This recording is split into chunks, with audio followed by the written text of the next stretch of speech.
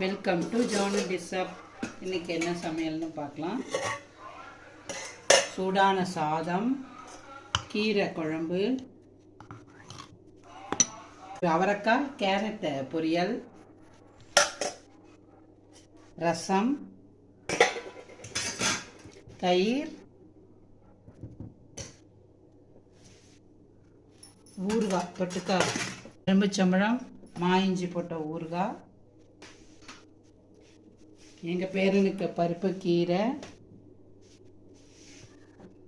Broccoli பேரனுக்கு.